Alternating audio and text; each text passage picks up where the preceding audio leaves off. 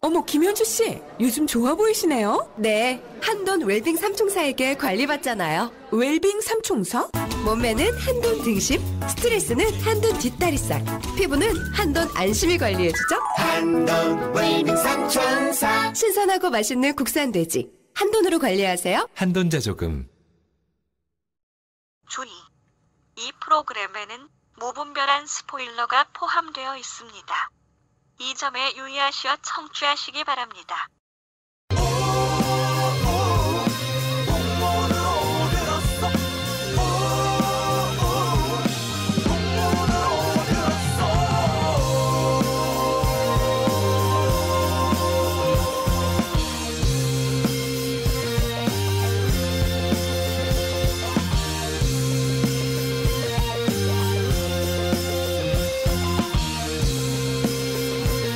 풍문으로만 듣는 방송 시네타운 19.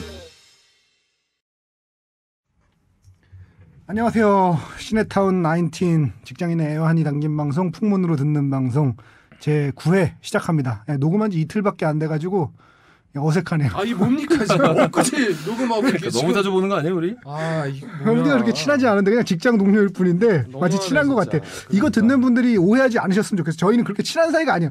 회사를 그만두는 순간 절대 얼굴 보지 않아요. 아유, 회사 1년에 한 번, 1년에 한 번 정도 보겠죠. 에이, 설마. 1년에 한 번씩, 10년에 한 번이면 뭐야. SMS 사후회라는 게 있어요. 아, 그런 게 있어요? SMS 사후회라는 게 있어요. 네, 사후 회보 나오고. 퇴직하신 분들의 어떤 모임이 있는데 네. 거기서 한번 보면 볼까? 거기 되게 정답죠. 가봤어요? 아니, 가보지 않는데 그 사후 회보라고 왜 이렇게 로비에 가면 뭐가 있거든요. 그런 것도 있구나. 거기 보면 정답더라고요. 진짜 나가는 순간 좀 정다워질 수도 있어요. 네. 어. 의외로 회사 다닐 때는 별로였다가 나가면서 정다워지는 사람들도 있을 수 있죠. 그렇죠, 그렇죠. 하여튼 서글프네요. 그리고 회식을 이제 우리가 이제 앞두고 있는데 회식을 지금 한 70여 분 앞두고 있죠. 네. 앞두고 있는데 처음 하는 겁니다 지금 저희. 아니 사실 몇 번의 그 기획이 있었는데 그때마다 뭔 일이 이렇게 생기는지 참 이번 어렵네요. 오늘 회식도 위험했었지만 뭐 자세히 얘기가 길어지지만 어렵네요. 겨우겨우 지금 하게 된 어쨌든 상황입니다. 네네. 자, 각자 소개해 주시죠. 네, 안녕하세요. 저는 컬투쇼 맡고 있고요. 목포나 항구다 원더풀 라디오 시나리오를 작업한 이재익 PD라고 합니다. 반갑습니다. 예, 저는 비주얼 담당 김훈종 PD입니다. 희망사항 변진사업입니다라는 프로를 담당하고 있는데요. 늘 이 나인틴의 조회수에 항상 팟캐스트 조회수에 부러움을 느끼며 내가 여기서 뭐 하고 있나 이런 자괴감에 빠져 있는 PD입니다. 아, 좀 희망사항도 좀 팟캐스트로 들어보세요. 듣고 싶을까요? 아, 예, 죄송합니다. 네. 정말 저분 정말 이렇게까지 얘기하면 안 되나? 냉정하신 분이에요, 정말. 나빴어. 이승우 PD님. 아, 전 뭐 차가운 사람이니까요. 예, 예, 소개하세요. 네, 본인 차가운 소개하세요. 남자, 탁한 목소리를 자랑하는 시네타운 맡고 있는 이승훈입니다. 예. 탁해. 혼탁해. 아, 근데 이틀밖에 안 돼가지고 이거 메일도 거의 안 왔을 것 같고 이거 저 뭐야? 메일 없어요. 메일 없어요. 제가 저 메일 뽑아봤는데요. 없어요. 그 사이에 온 건 없어요. 아, 아이튠즈 반응 하나 왔어요. 아이튠즈 반응 읽어주시죠. 네, 즐겨 듣고 있어요. 별 4개. 러블리선. 5번째, 돈의 맛 듣고 있는 중입니다.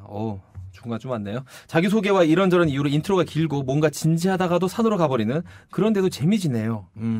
매일은 10회차 정도 들어보고 보내는 걸로 하겠습니다. 아, 이게 반대예요, 반대. 진지하다가 산으로 가는 게 아니고요. 산에 있는데 있다가 가끔 산에서 진지해지는 거예요. 가끔 진지해져요. 가끔. 네, 산에서 진지해지는 거죠. 진지해집니다. 뭐 연예계 소식 준비한 거 없나요? 아니, 이틀 만에 연예계 소식 동안 무슨 지금 탐 크루즈가 지금 KT 홈즈랑 이혼했는데. 아니, 그러니까 그거 뭐 후속 보도 같은 거라도 뭐.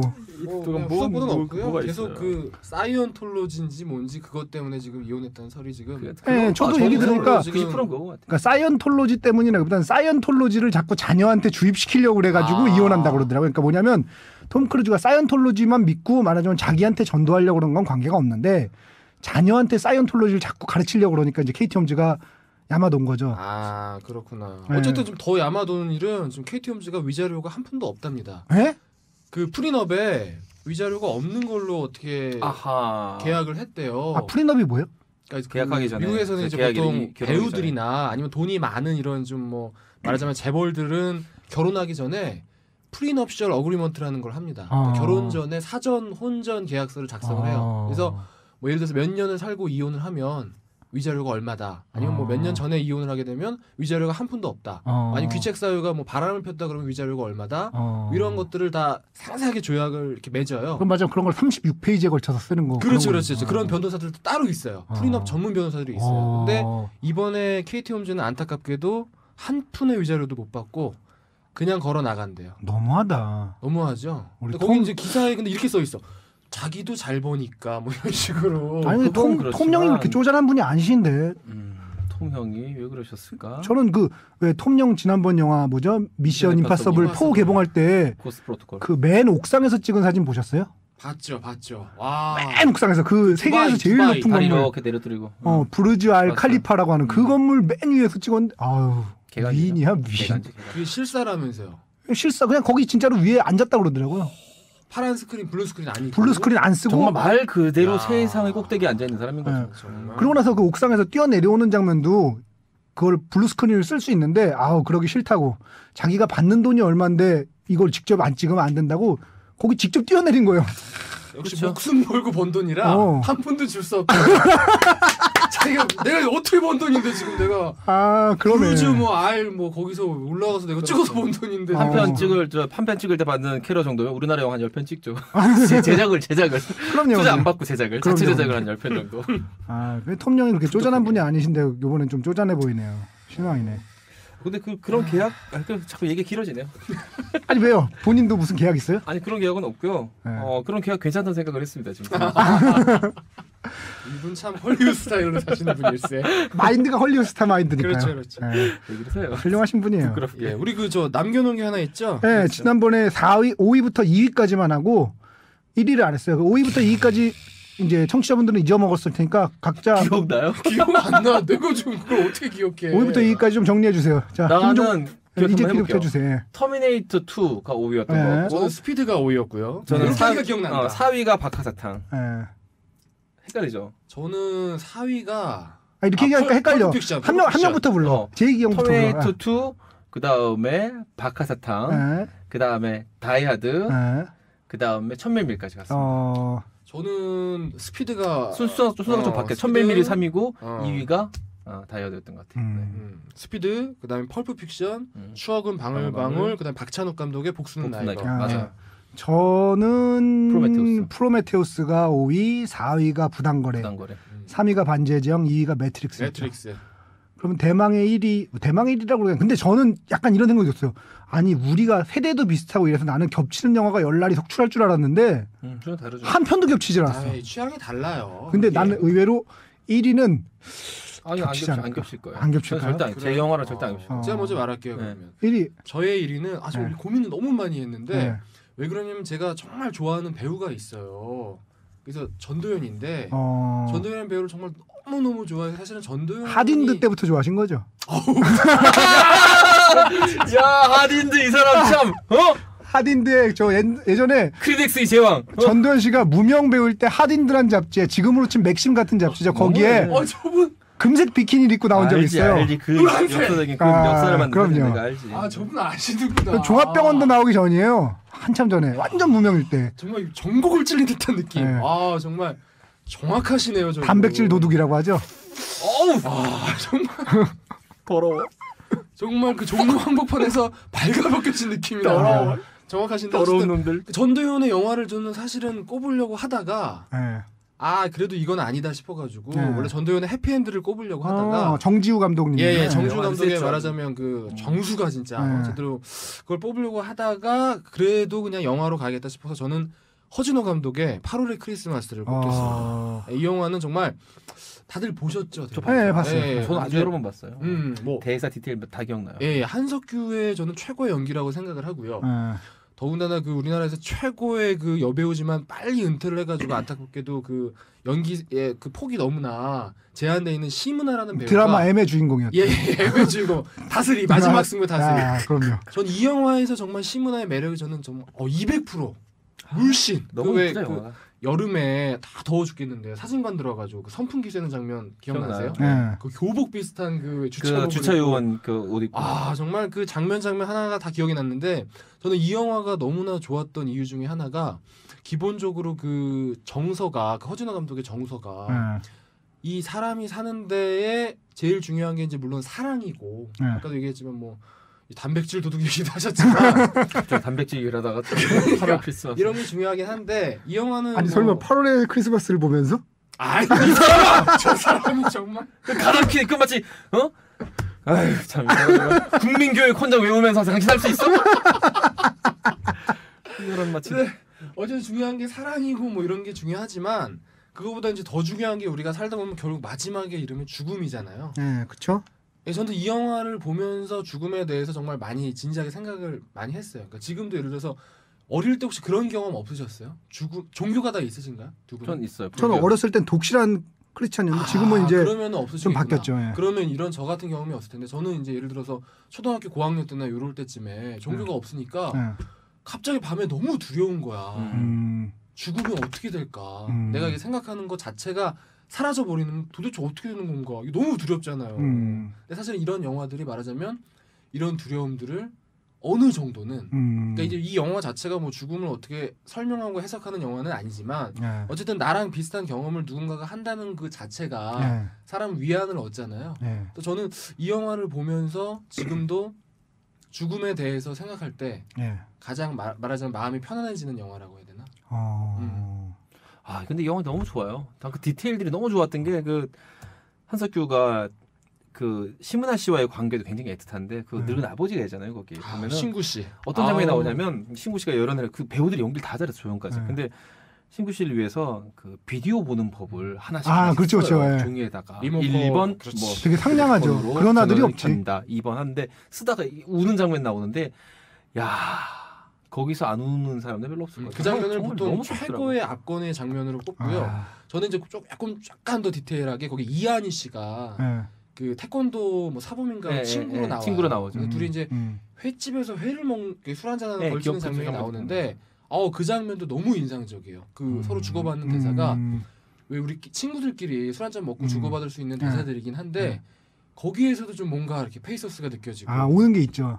그 있죠. 약간 네. 싹 오는 게 뭐라고 있죠. 말할 수 없는 오는 게 있죠. 아, 영화 진짜 멋진 영화죠. 그러니까 죽음을 바로 그랬습니다. 그 저번에 이제 지난번에 제가 얘기할 때 왜 자극적인 설정이라고 말했잖아요. 죽음을 앞뒀다든지 죽었다든지 이런 건 눈물을 쥐어짜겠다는 얘기예요. 그러니까 이 영화도 다분히 최루적인 영화고 그렇죠. 설정만 보면 예, 굉장히 최루적인 영화죠. 설정이 굉장히 보면. 자극적이지 않은 것처럼 보지만 굉장히 자극적인 영화예요. 그렇지. 그럼에도 불구하고 이 영화는 제가 높은 점수를 그래도 주는 게 그런 자극적인 걸로만 이끌어가지 않았다는 거죠. 사실 근데 죽음을 앞뒀다 그러면 밥 먹는 것도 특별하거든요. 그러니까 왜 이런 거 있잖아요. 노인분들이 이런 말씀을 하세요. 봄을 딱 맞이해서 꽃이 피는 걸 보면서 내가 내년 봄에 꽃이 피는 걸 또 볼 수가 있을까? 이것만으로도 그러니까 이게 되게 평범한 것처럼 되게 자극적인 거거든요. 그죠. 그런 자극적인 모습들을 담담하게 그려냈다는 점에서 저는 이 영화에 되게 높은 점수를 주고 있는데 미장센도 되게 좋습니다. 네. 그 초원 사진관이라고 네. 그 배경이 되는 사진관 어딘지 한번 가보고 싶어요. 세트 너무 잘 세트라면 너무 잘 만들었고 세트 같지는 세트가 않은데 아닐 시골 것 마을에서 같아요. 그냥 로케이션일 선팅한 것 것 같은데. 같은데 그 너무 잘 사진관 찍었어요. 가보고 싶어요 정말. 어딘지 모르지만 서울이나 뭐 근교나 바로 지방이나 뭐 이런 데 같은데 한석규 씨가 노래까지 불렀죠. 아무튼 저는 8월의 크리스마스 아. 꼽겠습니다. PJ PD님은 저는 인생은 아름다워. 항상 저는 이 영화를 꼽아요. 로베르토 베니니 감독의 뭐 사실 보니까 비슷한 영화인 것 같아요. 전 사실 영화가 이 사람들에게 줄 수 있는 여러 가지 어떤 가치들이 있어요. 스펙타클도 있을 수 있고 스릴도 있을 수 있고 한데 개인적으로 다 최고로 꼽는 가치를 다 다르겠지만 저는 지난번에도 밝혔지만 정서라고 생각을 해요. 정서로 쳤을 때 이렇게 귀한 정서를 만난 건 영화에서는 이게 거의 최고의 경지였던 것 같아요. 책을 읽다 이런 정서를 만난 적이 몇 번 있는데 되게 간단한 얘기지만 비극을 희극처럼 보이는 그 지점이 되게 어떻게 보면 쉬울 수도 있는데 그런 노력들한 영화가 많지만 이 영화만큼 제대로 파괴를 가진 영화는 없어요. 그 아버지가 그 수용소에 잡혀서 아들한테 겪게 될 수많은 그 고초들을 앞두고 이제부터 우리가 하게 될 것들은 게임이야. 포인트를 많이 따면 나중에 탱크를 탈 수 있어. 죽는 장면까지도 말하자면 그 독일 병사들한테 끌려가는데 그렇죠. 재미로 익살스러운 표정을 지면서 팔을 크게 내저으면서 아들을 보라고 그리고 웃으면서 끌려가서 죽죠. 그리고 마지막 장면에서 아들이 그 탱크를 타고 이렇게 돌아가는 씬이 있는데 정말 저는 이 영화보다 눈물 콧물 다 뺐어요 정말. 네, 제가 이제 이 영화를 1, 2년 전쯤에 OCN인가 하는 네. 케이블 채널에서 우연히 다시 한번 봤는데 제가 아들이 있는데 애가 지금 7살이에요. 근데 이거를 제가 옛날에 극장에서 개봉했을 때 봤을 때 느낌하고 또 다르죠. 1, 2년 전에 그거를 그 TV에서 케이블에서 보는데 야 정말 느낌이 너무 다르더라고요. 아빠가 되고 나면 다르죠. 셋 다 지금 아빠인데. 네. 그래서 이 정서 같은 경우는 제가 볼 때는 영화를 보면서 겪었던 가장 귀중한 경험을 해줬던 영화이기 때문에 저는 그때 이 영화 처음 봤을 때 당연히 저도 애 아빠가 아니었는데 그런 생각을 했었어요. 확신하나요? 그래서 넘어가고 있어요. 아니, 그러니까 우리 이 세상에 우리가 확신할 수 없는 일들이 아니, 너무 많아요. 생물학적으로는 모르지만 생물학적으로 확신할 수 없지만 법적으로 확신할 수 있다는 거죠. 그렇죠. 사회적으로. 그렇고 이 세상에 우리가 확신할 수 없는 일이 많다니까 당신들도 마찬가지로 그 근데 사람들아. 당신은 특히 많잖아. 아니지 그런 게 아니지. 어쨌든 청취자 여러분 죄송합니다. 어쨌든 제가 흥분했어요. 그 아빠가 되면 저런 아빠가 되어야겠다 생각까지 하게 만들어준 영화예요. 아이에게 심각하지 않게 인생을 교훈을 주는 아빠가 되고 싶다. 그렇구나. 저는 두 분 얘기를 이제 집에 가서 집에 모시는 분하고 얘기를 하면서 그런 얘기했어요. 이런 두 사람 같은, 그러니까 김은종 PD님이나 이재익 PD님 같은 아빠가 될 수 있었으면 좋겠다라는 얘기를 저는 한 적이 있어요. 그러니까 두 분 아빠로서 되게 훌륭하신 것 같아요. 여러 가지 면에서. 근데 그 점이 어려운 것 같아요. 뭐냐면은 이 인생은 아름다워에서도 정말 밑에서는 거위인가 오리처럼 발장구를 막 치는데 겉에서는 편하게 아이에게는 정말 좋은 선한 인상만을 남겨주잖아요. 근데 사실은 지금 이 시대 한국에서 아빠들이 그렇게 살기 정말 너무 어렵습니다. 진짜. 그러니까 이게 아빠가 돼본 사람들은 아마 이 심정 이해할 거예요, 정말. 이제 그 주인공이 귀도인데 귀도가 그 아빠와 아들과의 관계가 워낙 영화에 잘 표현돼 있어가지고 대부분의 사람들이 그 얘기를 하는데 그 로맨스도 되게 애틋해요. 공주님이라고 불리는 그 자기 와이프죠. 아예 엄마를 만나게 되는 그 장면부터 시작해서 우스꽝스러운 정말 슬랩스틱 코미디 같은 것들이 계속 반복이 되는데 식탁 밑에 기어 들어가가지고 키스를 한다든지 막 그 헛간에서 떨어진다든지 막 이런 장면들이 나오는데 다시 보면 너무 아름답고 정말 굉장한 영화라고 생각을 합니다. 로베르토 베니는 정말 최고인 것 같아요. 그리고 심지어 그 본인이 주연까지 했기 때문에 그래서 대박인 것 같아요. 명작들은 이렇게 뭔가를 관통하는 게 있잖아요. 명작들끼리 공유하는 느낌이란 게 있잖아요. 저는 이 인생은 아름다워를 보면서 생각났던 건 사실은 소설책이요. 안나 까레니나가 생각났어요. 안나 까레니나의 첫 문장이 이렇게 시작합니다. 행복한 가정의 모습은 대부분 비슷하지만 불행한 가정은 각자 저마다의 사정을 갖고 있다. 그런 명문장을 왜 난 기억이 안 나지? 안나 까레니나. 그게 첫 문장이에요. 안나 까레니나 첫 문장이 딱 그렇게 시작을 해요. 왜냐하면 이게 이런 의미거든요. 이거를 굳이 해석을 해줘. 해석을 덧붙인다는 게 제가 죄송스럽지만 톨스토이 선생님께 행복하려면 사람이 1부터 100까지 다 갖춰야 돼요. 배를 굶어도 행복하지 않고 자식이 죽어도 행복하지 않고 갖춰야 되는 게 많이 있어요. 근데 불행한 거는 한 가지만 불행해도 불행할 수 있습니다. 예를 들면 지구가 없어도 되고 나는 없어도 다 가졌어. 다 가졌지만 자식이 일찍 죽었어. 그것만으로도 인생은 지옥일 수 있어요. 부인이 일찍 죽었어. 라든지 아니면 직업을 잃었어. 한 가지만으로도 불행해졌는데. 그래서 불행한 가정들은 각자 저마다의 사정이 있지만 행복한 가정들은 비슷한 모습을 갖고 있다. 이런 저는 인생을 한다고 보면서 그 문장이 생각이 났었어요. 그렇죠. 진짜 명문장이다. 하지만 어쨌든 그 아들을 행복하게 해주겠다는 그 아버지의 신념과 그 다음에 한 여자와 한 남자의 어떤 순정의 사랑. 우리가 사랑은 많이 할 수 있을 것 같아요. 1년이 아니라 평생을 걸쳐서 사랑을 몇 번이나 하는 게 적절할까. 답은 다 다르겠지만 순정은 이재익 PD님은 다다익선. 노코멘트 하겠습니다. 노코멘트 하겠는데 홍익 인간 정도로. 박애주의 뭐 이런 것 여러 가지 좋은 표현들이 있는데 그 말하자면 순정은 정말 귀해요. 그래서 저는 사랑 연애하는 감정도 사람들이 귀하다고 하지만 연애의 감정이 금이라면 순정은 다이아몬드라고 생각합니다. 근데 이 영화를 보면 순정이 나와 있거든요. 여자와 남자의 순정이 무엇인가 보여주는데 그 점도 혹시 이 팟캐스트를 듣다가 뭐 우리 3명의 PD들이 추천해준 영화들을 찾아볼 사람들이 있으면 이 영화를 보는 사람들이라는 그 아빠와 아이 이 관계에만 눈을 기울이지 말고 순정도 한번 찾아보시면 될 것 같습니다. 이재익 PD님 뭐 금팔찌에 금목걸이에 금을 참 주렁주렁 달고 계시네요, 정말. 제가 금을 좋아합니다. 금을 사랑하시는 분이죠. 황금 만나기 위해서도 있어요. 저는 5위부터 2위까지는 되게 고민 많이 했어요. 이 영화를 넣었다, 이 영화를 뺐다. 예를 들면 딱 하나 겹칠 뻔한 영화가 전 터미네이터 2를 진짜로 100번 넘게 봤거든요. 정말로 100번 넘게 봤는데 늘까 말까를 고민하다가 빠진 건데 그 5위부터 2위까지는 고민 되게 많지만 1위는 1초도 고민하지 않았어요. 다크나이트입니다. 그럴 줄 알았어. 나는 이승훈 PD가 이걸 1위로 꼽을 거라는 걸 조금 더 고민하지 않았어요. 다크나이트 뭐 이건 두말할 필요 없어요. 다크나이트에는 심지어 인생은 아름다워 있는 그 느낌까지 들었어요. 뭐냐면 아까 아버지 얘기하셨잖아요.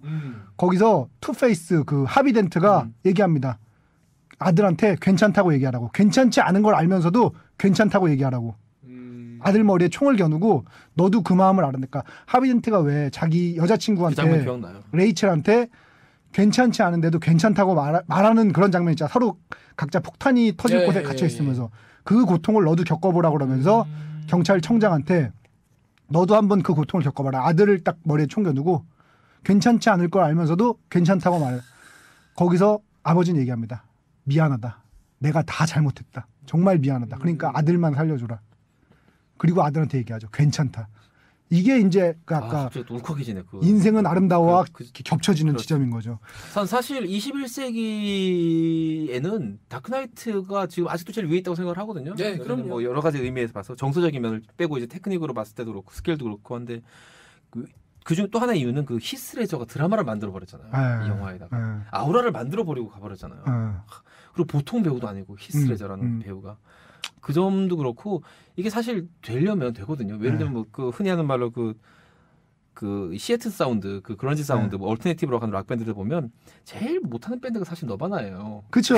펄잼처럼 뭐, 그렇지. 뭐 사운드 같은처럼 연주를 잘하는 것도 아니고 앨리스 인 체인스처럼 뭐 어떻게 깊이 내려가는 것도 아니고 너바나는 그냥 연주 잘 못하는데 좀 특이한 밴드거든요. 특징은 왼손잡이가 리더 겸 기타리스트라는 게 특징이죠. 근데 이 네버마인드 앨범 같은 경우도 그렇지만 이 뭔가 아우라가 느껴지는데 거기서 이제 우리 커트 형이 가버리니까 이 손댈 수가 없는 거야. 없죠. 모든 사람들이 얼터네티브 얘기할 때 너바나만 얘기해.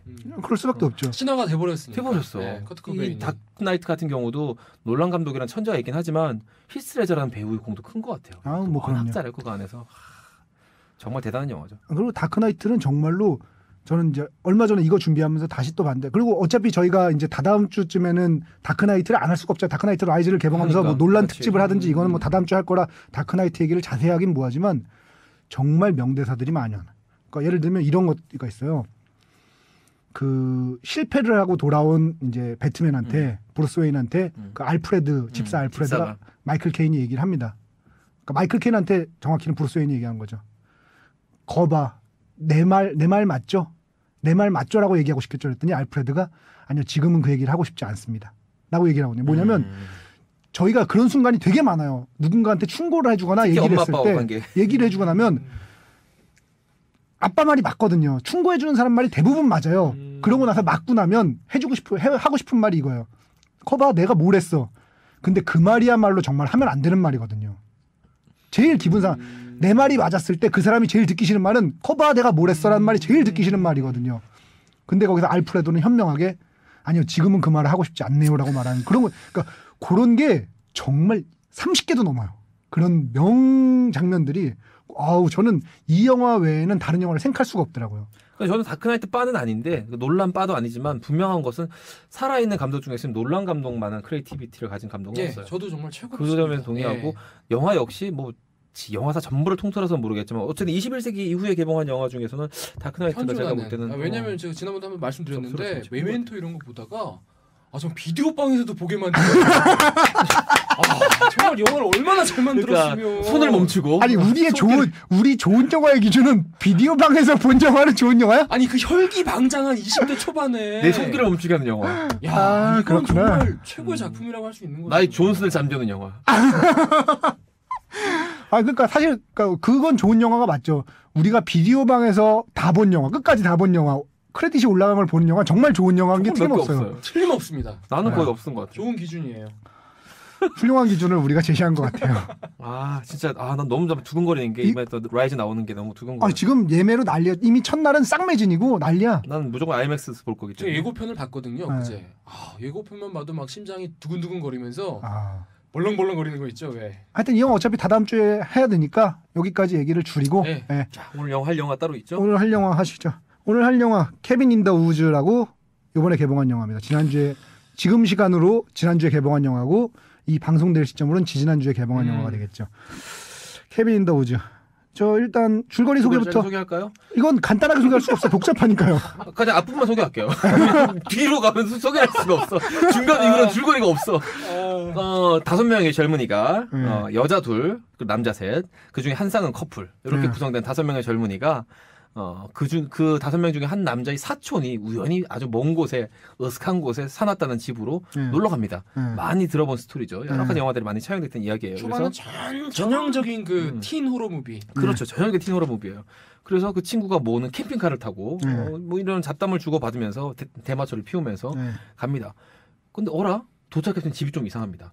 고저택 같은데 최신식 어떤 무슨 반투명된 어떤 거울 같은 게 있고 그 다음에 지하실로 내려갔더니 마치 부두교에서 쓸 법한 여러 가지 주문을 외워야지 됨직한 그런 소품들이 막 잔뜩 널려 있습니다. 그때 한 소품을 누군가가 집어들고 그때부터 좀비들의 공격이 시작되면서 영화가 이거 뭐지? 하는 궁금증을 나아가면서 각종 괴물들이 잔뜩 gat혀있는 엘리베이터를 타고 우리 주인공 살아남은 2명 주인공 내려가게 되면서 정말 어벤져스 제작진의 끼는 정말 아니랄까봐 정말 다 나와요. 너무 많아. 정말 요괴나 내가 지금 스토리 몇 가지 소개하려고 그랬는데 너무 많아 소개 못하겠어. 그러니까 그렇게 되면서 이 인류의 거대한 고대의 뭐 고대의 신이죠. 고대의 신의 손바닥으로 내리치는 장면을 마지막으로 끝이 납니다. 죽어버려! 딱 내리칩니다. 그게 무슨 러브아트의 크툴루 신화까지 뭐 얘기를 하는 사람인데 그거는 사실 저는 오방과 그렇게까지 복잡하게 해석할 건 없을 것 같고요. 오락 영화예요. 오락 영화고 일단 특이한 오락 영화예요. 보통 우리가 감독 얘기만 하는데 이 영화 같은 경우에는 제작과 감독을 한꺼번에 좀 얘기해 줘야 될 것 같아요. 조스 웨던 감독이 각본과 제작을 맡았고 조스 웨던 감독은 어벤져스 하신 클로버필드 로스트를 썼던 드류 고다르가 썼죠. 감독을 하셨죠. 감독을 했죠. 근데 이거 보면 이 사람들이 사실은 정말 그 헐리우드의 한복판에서 일하는 사람들이면서 비즈니스 사람들이에요. 그렇죠. 그 지점이 되게 중요한 지점이에요. 우리나라로 치면 누구라고 할까? 박찬욱 감독 등을 예를 들면 충무로에서 가장 몸값이 비싼 감독 중에 하나면서도 충무로의 문법을 거부하는 사람이거든요. 그렇죠. 봉준호랑 또 약간 다른 부분이 있어요. 봉준호 감독님이랑 많이 다르죠. 부분인데 그런 식으로 이 조스 웬이라든지 드류 고더라 같은 감독은 이 영화들을 보면 알겠지만 분명히 헐리우드 영화예요. 스케일이나 봐도 그렇고 뭐 제작비 쓰는 배우들 봐도 그런데 한 걸음 또는 한 서너 걸음 정도 삐딱하게 비껴서 영화를 찍어버리거든요. 이 영화 역시 그런 영화입니다. 영화 보고 나시면은 큐브나 이블데드가 생각이 안 날 수가 없죠. 어떻게 보셨어요? 저도 뭐 당연히 생각이 났죠. 저는 사실은 영화 보기 전에는 하도 희한하다고 그래요. 황혼에서 새벽까지 같은 스타일일 줄 알았어요. 중간까지는 인질 영화인 줄 알았더니 갑자기 스피드 영화로 바뀌는 이런 스타일 영화였는데 그거하고도 또 다른 영화더라고요. 그건 다르죠. 이거의 제일 문제는 공포 영화라고 보기가 어려운데 공포 영화라고 우리가 보고 준비라고 보기 때문에 그게 제일 문제인 것 같아요. 이 영화를 가장 잘 드러내는 그러니까 감독이 제작자 얘기를 해야 되니까 조스 웨던이 이 영화 우리 케빈 인더 우주는 이렇게 봤으면 좋겠다라고 생각하는 거를 배우 입을 통해서 얘기하고 있어요. 어떤 지점이냐면 거기 보면 그 처녀가 나오잖아요. 데이나. 근데 분명히 제일 첫 번째 프롤로그에 제일 먼저 등장하는 장면이 뜬금없이 교수 얘기예요. 거기서 여러 번 강조를 합니다. 그 영어대에서 옮기자면 씨발놈이 너 따먹고 버린 거 아니야. 그것도 이메일로 너랑 헤어지자고 한 거 아니야. 라고 친구가 얘기해줘. 친절해줘. 그러니까 내가 선택한 길이야. 안 해도 될 얘기인데 이 여자가 처녀가 아님을 프롤로그에서 제일 먼저 이 영화가 우리에게 제일 먼저 밝혀주는 사실이 데이나는 처녀가 아니고 그것도 아니야. 유부남으로 추정되는 교수랑 한 여자야 라고 시작하는데 그 뒤로도 계속 이 여자고 처녀라고 해요. 처녀는 계속 버리진을 얘기합니다. 그런데 마지막 장면에 클라이막스 제일 중요한 장면 우리 시고니버 딱 등장해가지고 설명을 해줍니다. 처녀는 마지막에 죽을 수도 있고 죽지 않을 수도 있어. 그때 우리 모두가 궁금해하는 질문을 이 배우가 직접 해요. But 그래. 처녀가 아니라고 얘기하니까 그 여자가 뭐라 그런지 알아요? 저는 가장 인상적인 대사로 그 대사를 꼽았어요. 그러니까요. 전 그 대사가 너무 인상적이었어요. 그래서 인상적인 대사가 있다면이란 질문에 저는 그 답변을 준비했습니다. 그러니까 처녀여야 하지만 비슷하면 그만이지. 뭐 대충 비슷하면 되잖아. 그러거나 말거나.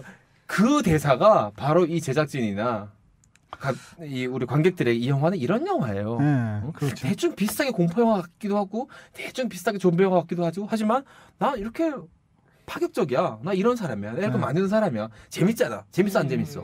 대충 재밌으면 되잖아. 이건 것 같아요. 그렇죠. 일부러 그래서 사실은 앞분에 두 분 다 영화 좋아하시니까 나오겠지만 보통 크레딧은 다 정성스럽게 만들어요. 앞에 스타트할 때 그 타이틀, 네. 크레딧이에요. 네. 타이틀을 무성하게 만든 사람은 아무도 없어요.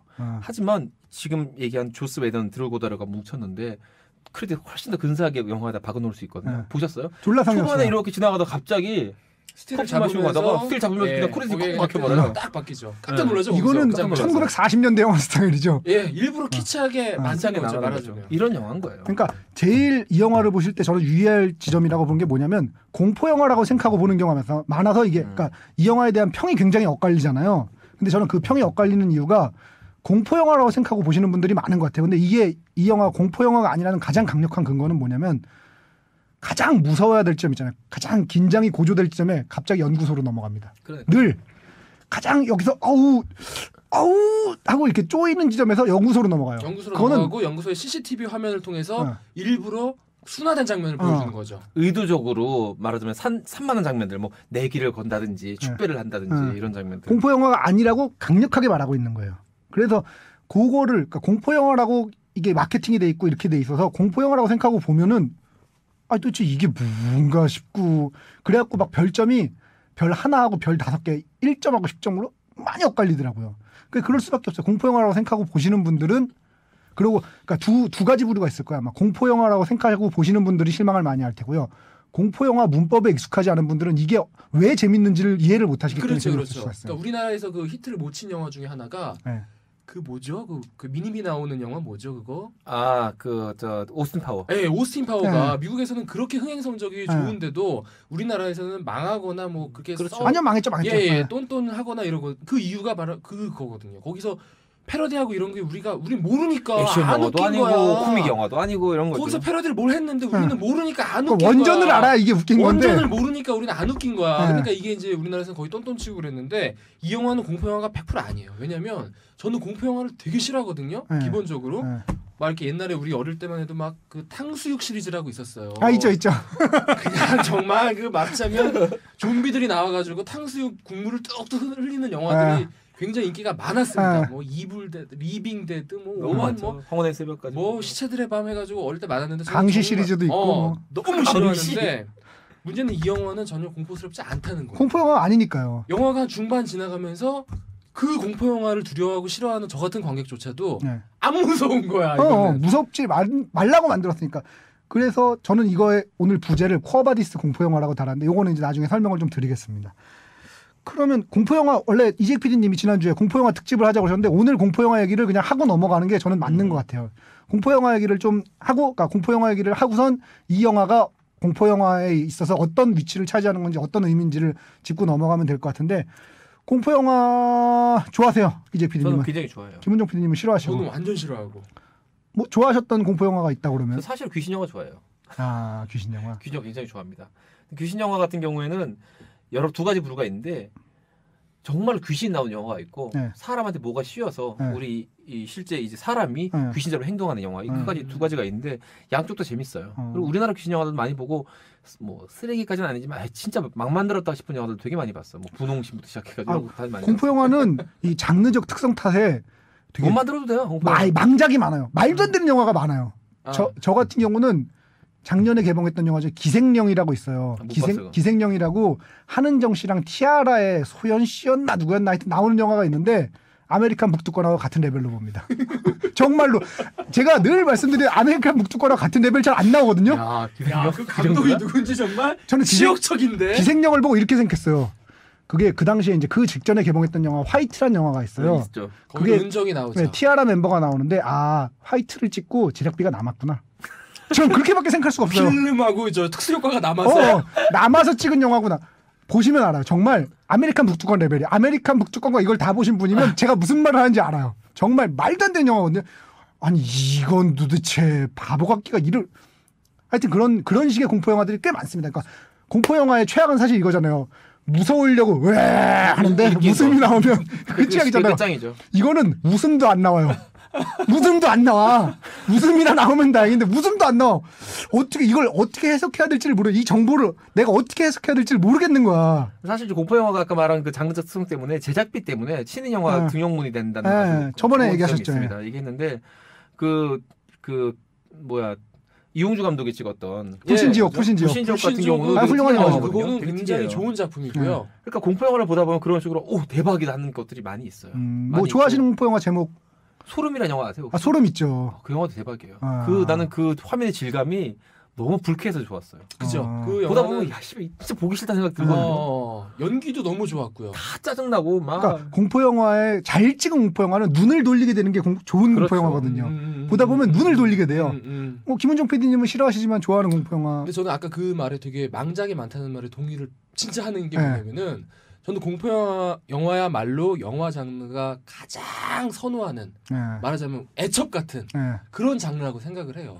영화라는 거와 가장 잘 맞는 궁합에 아. 맞는 게 공포 영화. 어. 그렇기 때문에 거꾸로 말하자면 진입장벽이 너무 낮은 거예요. 음. 너무나 영화라는 장르가 잘 맞기 때문에 시나리오가 허술해도 영화가 되는 확률이 높은 거예요. 그래서 망작들이 많은데 그나마 저는 좋아하는 작품이 그 안병기 감독이라고 우리나라에 좀 약간 공포 영화를 많이 많이 찍었죠. 가위 예, 많이 친구분이 찍었죠. 있는데 가위 같은 가위 경우가 잘 만들었죠. 사운드가 굉장히 좋습니다. 어. 그 영화는 정말 극장에서 보시라고 권해드리고 싶은데 맞아요. 사운드가 주는 가위 그 잘 공포감이 어. 굉장히 극대화돼 있어요. 아, 릭이 아니라 그래서- 폰이구나. 폰도 만들었죠. 폰도 좋고. 아니, 비주얼 담당이신데 늘 사운드 얘기만 하시는 것 같아요. 음악 비주얼 감독인데? 담당이면 화면 얘기를 해야지 이 음악 양반. 감독인데 그린 사운드인데. 어? 아, 이 양반. 그린 음향? 그림이야. 예, 이승훈 PD는 어떤 거예요? 저는 몇 개 있어요. 제가 좋아하는 공포 영화. 링 좋았고요. 아, 릭 너무 좋죠. 링, 오맨, 아 오맨. 여고괴담 1, 2도 다 좋았고요. 여기담 3는 어떻게 보셨어요? 3는 묘했어요. 그 민규동 감독하고 네. 같이 둘이 쓰리는 못 네. 봤네. 3도 봤어요. 저 김태현인가? 네, 하여튼 3도 봤는데 뭐 3는 그렇게까지 인상적이지 않은데 저는 여고괴담 같은 경우에 마저 영화를 꼽자면 알포인트라는 영화가 있는데 알포인트 알포인트. 얘기는 제가 좀 이따 하겠습니다. 공수찬 감독이 만든. 네.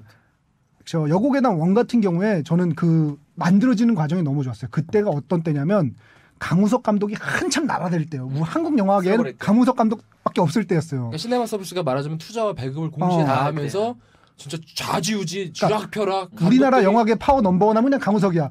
시내 21에서 조사를 했는데 10여 년간 연장 파워 1위가 강우석이었어요. 그러니까 1등 다음에 11등으로 시작하는 2등부터 10등까지가 없어요. 강우석밖에 없는 거야. 그 당시에 그 누구였죠? 하여튼 감독님이셨던 걸 때 영호괴담 원 감독님이 강우석 감독한테 들고 온 거예요.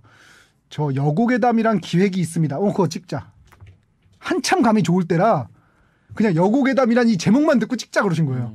그 뭐 이거 시나리오 보고 이런 과정이 아무것도 없이 여고괴담이란 게 있습니다. 그러고선 그 후로 그 여고괴담에 왜 그 장면 있잖아요. 쾅쾅쾅쾅 하면서 앞으로 예, 나가고. 점프컷. 네. 그 사실 아무것도 아니잖아. 찍는 과정에서 보면 웃기거든요. 너무 쭉 쉬운- 너무 쉬운 거죠. 찍어가지고요. 너무 쉬운 참고로 거죠. 이렇게 청취자들께 말씀드리면 쭉 찍어가지고 잘라내면 됩니다. 중간에 드러내면 되는 거예요. 근데 그게 되게 뭐 광고에서도 패러디가 많이 되고 그런 명장면으로 그리고 퉁퉁퉁퉁. 여고괴담에 나온 배우들은 대부분 잘 됐어요. 박한별 씨 빼고는. 영화적으로는 그분은 다른 경로로 잘 됐잖아요. 아, 뭐라도 잘 되면 되죠. 아이고 계속 저 광고도 많이 찍고. 무서운 영화 많이 나오시니까 뭐 하여튼 그런데 그거 그리고 알 포인트 뭐 요 정도인데 이제 뭐 링 같은 경우는 저는 스즈키 코지 선생님을 되게 좋아해요. 야, 그분 영화 이번에 찍은 거 나왔잖아요. 혹시 사다콘가? 이번에는 완전 오. 망해요. 사다코 3는 완전 개망작 안 봤어요. 미쳤고 검은 물 밑에서라든지 링도 사실은 소설로는 다 좋아요. 소설 너무 무섭잖아요. 링, 나선, 진짜 루프 롱 이렇게 소설 1, 2, 대박이겠어요. 3부작이 되게 확장되는 그 죽잖아요, 세계가 진짜 확장되는 보다가. 이것들이 아유. 죽입니다. 그리고 게다가 이분이 되게 독특하신 분이어서 그 한번 이거 학부모들이시면 꼭 읽어보시면 좋은데 왜 공부하는가라는 책을 냈어요. 그래갖고 뭐야? 공부에 대한 얘기예요. 이분이 이제 일본 문단에서 어떤 평가를 받냐면 문단 최고의 육아 소설가라는 그러니까 나도 부인- 도전해봐야겠는데. 부인은 일을 하시고요. 본인은 소설 쓰시면서 애를 키워요. 근데 애들한테 공부를 왜 해야 되는가 이거를 가르쳐야 되는 거예요. 그래갖고 훌륭한데. 왜 공부하는가라는 책을 냈는데 이 책 내용이 너무 좋습니다. 아 지금 서점일감이 있나요? 2007년인가 나왔는데 찾아보시면 있겠지. 있을 거예요. 2007년. 왜 다 있어요. 공부하는가? 근데 그거 아. 보면은 애들이 엄마 나 수학 공부 왜 해야 돼? 이거 세상 나가면 다 필요 없어. 미분적분 필요 없어라고 얘기할 때 이러이러해서 필요하다고 얘기하는 게 최고의 책이에요. 너무 좋은 책입니다. 진짜 필독 썼네. 내년에 그 학부형이 되는 저로서는 네. 꼭 사봐야겠네요. 꼭 읽어보셔야 되는 책인데 네. 하여튼 너무 좋고 이런 필력이 굉장히 있으시면서도 약간 재밌으면서도 이런 부분들이 되게 너무 무섭잖아요. 공포 그 소설들이 링 보면 진짜 링 대박이에요. 책장이 안 넘어가니까. 지리질 그 다음 장에 다음 뭐가 나올까 페이지를 못 봐. 다음 보겠어. 페이지에 뭐가 나올까 무서워서 책장을 못 아니 근데 넘겨. 우연히 저는 그 영화 찍는 네. 메이킹 필름을 본 적이 있는데 정말 그 연출하시는 모습이 너무 그 수더분한 그 어떤 그 아저씨 같은 느낌이잖아요. 그러니까 이렇게 공포 영화면 뭔가 되게 세련된 남자가 이렇게 찍을 것 같은 느낌이 아니라 정말 이건 뭐 무슨 수더분한 아저씨가 시골에서 이렇게 막걸리 마시다 온 아저씨가 연출하는 느낌이 너무 나가지고. 그러니까 느낌으로는 크리스토퍼 놀란 같이 이렇게 촬영 그러니까. 현장에 정장 입고 나온 남자가 선글라스 딱 와서 딱 찍을 끼고. 것 같은데 네. 전혀 아니죠. 알포인트 같은 경우는 저는 되게 좋았거든요. 근데 난 조금 뒷부분에서 하여튼 알포인트는 그러니까 그 지점일 거야. 아마 이재 PD님하고 저하고 겹치는 지점일 텐데 알포인트의 되게 약점이 귀신 나오면 안 무서워요. 그 전에 되게 무서워. 귀신 나오기 직전에 무서워. 귀신 나오기 전까지는 되게 무섭고 차라리 나도 무서워. 그러지 귀신은 안 보이지. 왜 굳이 저거를 그러니까. 비주얼을 보여줬을까? 거기서 귀신이 너무 안 무서워서 공포감이 확 사라져요. 귀신이 나오는 거 저 뭐죠? 아우자이라고 그러나? 뭐죠? 그 베트남 아우자이 입고 그걸 나오죠. 입고 귀신이 딱 등장하는 순간부터 안 무서워져요. 나도 그 생각을 했다니까요. 왜 저걸 굳이 보여줘야 됐지? 안 보여줘도 충분히 무서운 영화거든요. 그 설정도 좋고 그리고 잘 찍었어요 그 영화. 네. 엔간한 우리나라 전쟁 영화보다 잘 찍었다니까 진짜. 그 영화가. 여러 가지로 다 훌륭한데 그 귀신 등장하는 것 때문에 망했죠. 난 가무성 영화 중에 그게 최고인 것 같아요. 연기를 네. 봤을 때 여러 가지로 봤을 때. 되게 좋았어요. 설정 자체가 좋아요. GP라는 설정 자체가 굉장히 특이하거든요. 그러니까 공포 남자들 영화를 장르라고 말하는데 공포 영화 자체도 장르가 너무 많아요. 지금 그쵸, 얘기한 뭐 것도 장르가 다 다르잖아요. 고어물 무슨 너무 피 튀긴 거 뭐 되게 많은데 최근에 각광받기 시작한 공포 장르는 사실은 제임스 왕 감독이에요. 그 데스티네이션 1을 이제 감독했던 사람인데 그 뭐야 그 공하는 거 뭐죠 그거? 뭐지? 시리즈 계속 익스페리먼트? 나오는 거. 아니 최근에 계속 나왔던 소우 소우 시리즈가 사실 가장 업투데이트한 어떤 시리즈고 공포 영화 내의 세부 장르라고 할 수 있는데 그렇죠. 큐브 다음에 쏘죠. 큐브 다음에 쏘는데 아마 이 케빈 인더 우즈가 이런 식으로 공포 영화 장르를 빌리면서 크리에이처 물과 함께 결합한다 이런 하이브리드 같은 걸 시도했기 때문에 앞으로 케빈 인더 우즈 같은 영화들이 또 둘, 셋, 넷 나올 수도 있겠다 생각을 잠깐 했습니다. 저는 그렇게 생각하진 않아요. 케빈 인더 우즈는 그냥 케빈 인더 우즈만 나오는 거라고 저는 생각했어요. 뭐냐면 기본적으로 이게 뭐 패러디물이든 아니면 풍자물이든 그러니까 그 풍자물 같은 경우 원전이 되지 않거든요. 그러니까 이 패러디물들의 특징은 패러디물이 원전이 되는 일은 없어요. 에어플레인이라는 영화가 굉장히 재밌는 코미디 영화지만 에어플레인을 패러디한 영화는 안 나오거든요. 그러니까 그렇죠. 케빈 인더 우즈는 사실은 저는 이렇게 보거든요. 뭐냐면 공포 영화에 대해서 조스 웨던 감독이 하고 싶었던 말이에요. 그게 뭐냐면 야 니들 공포 영화 이제 지겹지도 않냐 그만 좀 해라라는 그 선언이거든요. 예를 들면 예전에 저희 13일의 금요일이라든지 뭐 그런 류의 한 번 성공하면 그 시리즈가 계속 나오잖아요. 심지어 10편씩 나오는 동호 반복을 하면서 계속 나오는데 이것도 사실은 이블데드 그러니까 케빈 인더 우즈라는 이 제목 숲속의 오두막이라는 제목 자체가 이블데드 이래로 내려온 공포 영화들의 그 흐름들을 하나로 딱 집약시킨 용어거든요. 숲속의 오두막. 너는 왜 맨날 숲속의 오두막만 나오니? 나 공포 영화 그러니까 그 조스 웨던 감독이 공포 영화를 되게 좋아한다고 그러더라고요. 공포 영화를 되게 좋아하는데 맨날 똑같으니까 지겹다고 얘기를 한 거예요. 그거를 2시간짜리, 1시간 반짜리지만 1시간 반짜리 영화로 자기의 공포 영화에 대한 감상을 푼 거라고 생각해요. 그래서 저는 이런 영화는 다시는 안 나올 거라고 생각을 하고요. 그래서 새로운 흐름이 될 수는 있겠죠. 이런 영화들에 대한 비판이니까. 근데 보니까 이 감독이 재기발랄한 건 확실해요. 아, 그럼요. 너무 재기발랄. 영화 곳곳의 디테일들 같은 경우 되게 좋은 게 되게 많고 캐릭터도 분명하게 살아있고 아주 좋았어요. 그리고 영화 포스터들도 보면 영화 포스터 중에 그 영화 포스터에 일단 맨 위에 이렇게 써 있습니다. You think you know the story 라고 써 있고 그 밑에 캐릭터들이 이제 바보, 창녀, 운동선수, 처녀 뭐 이렇게 나온 다음에 얘네들은 몇 프로의 확률로 이렇게 죽는다. 촬영 흉기는 뭐다, 얘네들은 뭐다 이런 식으로 쭉 그 공포 영화들을 여태까지 합쳐서 분석해 놓은 확률들이 쭉 나와요. 몇 프로, 몇 프로, 몇 프로. 아니 생각보다 발음이 좋은데요. 이승훈 PD가 원래 발음이 이승훈 PD가 좋아. 발음이 되게 안 좋아요. 근데 이거 발음 좋은데 오늘은 연습했어. 아, 역시 연습할 티가 나. 역시 사람은 연습해야 돼. 역시. 사람은 배우고 연습해야 돼요. 역시 오늘 발음이 너무 유싱 그 하기 시습지 부력 여로하라고 배우고 또 익히니 즐겁지 아니합니다. 저런 무공이상 같은 이런 중마고 같으라고. 하여튼 그래서 이 영화는 되게 재밌는 점들이 너무 많은데 어쨌든 여기서 이제 짚고 넘어가고 싶은 건 공포 영화는 이 영화도 마찬가지지만 한정된 공간에서 벌어지는 경우가 많은데 이게 왜 그런지 한번 좀 짚어주시죠. 왜냐하면 일단 제작비에 대한 부담이 있어요. 공포 영화 자체를 시작할 때 블록버스터 공포 영화란 말 들어본 적 있어요? 요거 블록버스터라고 자꾸 우기던데. 이건 블록버스터 이 정도 하려면 돈 많이 들어야 되지만 네. 대부분의 공포 영화는 그러니까 이렇게 생각하면 돼요. 이거 세계 영화사에도 맞닿는 부분인데 필름 처음 만들었을 때 제일 많이 찍었던 게 포르노하고 공포 영화예요. 왜냐하면 네. 포르노는 하기만 하면 되고 공포 영화는 겁만 주면 되거든요. 제일 쉬워요 장치가. 그렇기 때문에 왜 한정된 공간으로 몰고 갈까라는 식으로 질문을 접근하면 안 되고 한정된 공간에서 찍어도 무서우니까 그렇게 하는 거예요. 바뀌어 있는 거예요 순서가. 아 근데 지금 포르노 공포 얘기하니까 갑자기 한 10 몇 년 전에 96년인가 7년도에 나왔던 뮤트라는 영화가 있어요. 나 본 거 같기도 하고. 제목은 본 것 같은데. 포스터가 어떻게 돼 있냐면 이렇게 돼 있는 거? MUT로 이렇게 꾸며져 있어. 나 그런 거 봤다. 뭔지 알 것 같아. 스너필름. 갑자기 지금 그 생각 났는데 야, 이 그 영화 뮤트라는 살발해. 아주 살발해. 제가 공포 영화를 그렇게 싫어하는데도 3번인가 4번을 봤어요. 그 영화 살발해요. 침묵의 목격자라고 아마 나와 있을 텐데 이 야, 영화는 뭐 그 영화 공포 살발하지. 영화 좋아하시는 분이라면 안 보셨다면 꼭 보세요 정말. 누가 니콜라스 케이지 캐서방이 찍었던 영화 중에 그 8mm라는 영화가 있어요. 예. 그거보다 100배 낫습니다. 비슷한데 뮤트가 8mm보다 100배 1000배 만배 더. 8mm하고 비교하면 섭섭하죠. 뮤트가 섭섭해요. 그렇죠. 100배 나요. 이런 그 한정된 공간을 다른 영화 중에 저는 극치라고 이건 더 이상 한정될 수 없다라는 영화는 이거였어요. 베리드 보셨어요? 못 봤어요. 베리드. 무슨 영화인지 안 돼 못 봤어요. 베리드는 2시간짜리 영화인데 2시간 동안 관 안에서 벌어지는 일이에요. 남자 혼자 관에 갇혀 있어요. 이거보다 더 작을 수는 없어요. 남자 혼자 관 안에서 갇혀 있는데 그거를 2시간 동안 찍어요. 그래서 아까 지금 이제 베리드 얘기도 했지만 이 장르의 습성 같은 게 돼버리기 때문에 저예산으로 찍는다는 습성이 있기 때문에 그 안에 실험들이 이루어지는 거죠. 이런 정도 공간에서 우린 찍을 수 있어. 요 정도 공간에서 우린 찍을 수 있어. 이런 식으로 그 안에서 공포영화 장르 안에 실험들이 이루어지고 있는 거예요. 쭉 그런 역사들이 있고 예를 들면 큐브 같은 거. 어떤 혁명이었죠 사실 큐브는. 그죠. 아이디어로 예산을 넘어가는 혁명이었는데 그런 식의 시도도 앞으로도 계속 될 거예요. 계속 한정된 공간. 베리드가 끝을 보여준 것 같아요. 저는 베리드 이상은 있을 수 없어요. 더 이상 잡을 수 없어. 사람이 하나 딱 갇혀 있는 관 안이에요.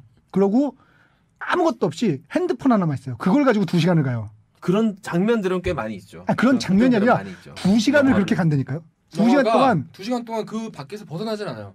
핸드폰, 그다음에 라이터 몇 개의 소품들이 등장을 하는데 정말 빛도 최소한으로 써요. 왜냐면 거기 나와 있는 라이터나 형광 물질이죠. 형광등. 조명도 필요 없어. 그러니까. 그거를 최소한으로 보여주기 때문에 이 영화는 정말 공포 영화 미니멀리즘의 이거보다 더 작을 수는 없어요. 이거보다 더 작을 수 없어. 이거보다 더 작으려면 어떻게 사람이 키가 점점 작아져야 돼. 통아저씨가 돼가지고. 미니미가 갖춰야 돼. 미니미가. 근데 공포영화가 이제 한정된 장소에 찍다 보니까 적어도 그 공간만큼은 너무 매력적인 영화들이 꽤 많이 있어요. 그럼요. 지금 뭐 베리드 관도 얘기했지만 큐브도 그렇고 패닝룸이라는 영화도 있고 패닝룸도 그렇고 네. 그런 경우가 되게 많이 있죠. 특히 집 같은 경우 아까 지금 케빈을 얘기했지만 이제 우리나라에서는 그렇지 않은데 미국 영화를 헐리우드 영화를 보면 케빈 아니면 이제 맨션이에요. 저택. 두 개가 큰 축을 이루고 있죠. 버려진 저택이나 부동산 전문가. 압구정 리얼 에스테이트. 이재 실장이 나오셨습니다. 네, 감사합니다. 예. 13년 동안 부동산만은 쭉 파온. 저택 아니면 이제 오두막인데 우리나라 같은 경우는 그런 데는 집값이 어떤가요? 그런 것은 엄청 쌉니다. 피 묻은 집들은 삽니다 항상. 그래요? 그렇습니다. 얼마나 그러니까 예를 들면 102호는 피 묻었고 103호는 피가 안 묻었어. 그럼 얼마나 값이 떨어지? 30% 정도? 전세값 좀 더 싸고요. 매매가는 30% 정도. 우리 PD 중에 그런 데 살고 있는 사람이 있어요. 아무도 몰랐죠. 허구백 PD가 지난주에 김용건 PD 이후에 오해 소지가 있는데 허구백 PD라고 라디오 PD가 있는데 지금 붐의 뭐죠? 영스트리트라고 담당하고 있죠. 집을 보러 다니다가 어떤 유독히 한 곳의 집이 쌌대요. 이 집은 왜 이렇게 싸나요? 그랬더니 인근에서 정남규 서남부 연쇄살인 사건 집이 그 집은 아니고 근처에 있어 싸다는 얘기. 그럴 수 있겠네요. 왜 그런 말도 있잖아요. 폭탄은 한 번 떨어진 곳에 떨어지지 않는다는 얘기가 있듯이 뭐 그럴 수도 있지만 하지만 근데 모진 놈 옆에 있다가 맞죠. 공포 영화에 있어서 공간이라는 건 사실 50% 이상을 차지하는 주인공이라고 봐도 뭐 그러네요. 50% 이상 주인공이에요, 주인공. 근데 저는 여기서 궁금한 게 공포 영화의 범위가 어디까지인가가 되게 궁금한 상황인데 저는 만약에 이제 너의 인생의 뭐 최고의 공포 영화를 뭐 5개를 꼽으라고 했을 때 무조건 5손가락 안에 드는 공포 영화가 그 허트로커라는 영화가 허트로커. 그거 사실 지난번에 꼽진 않죠. 공포감과 이 폭탄이 정말 멋진 영화인데 공포감을 꼽진 않죠. 지난번에 얘기했던 제임스 카메론 감독의 부인이 그렇죠. 정말 이 공포감은 캐서린 이름 아직 기억 안 나요. 캐서린 비글로우. That's right. 훌륭한 감독님이시죠. 야 근데 이 공포감은 이게 폭탄이 언제 그 영화 정말 살벌하지. 저에게는 공포 영화예요. 그리고 이게. 그 여자 대단한 게 카메라를 너무 드라이하게 찍었어요. 그래서 저기서 죽을 건지 보통 얘가 음악이 싹 밀려오면서 쟤 죽겠구나 하는 게 있는데 그런 게 하나도 없어. 정말 카메라도 예상 항상 같은 각도, 항상. 같은 거리에서 음악도 없어, 음향도 없어, 그냥 뚜벅뚜벅 걸어가니까 저놈이 죽는 건지 사는 건지 알 수가 없잖아요. 하드보일드한 영화죠. 정말 하드보일드, 정말 살벌하죠, 하드보일드. 살벌. 인정합니다.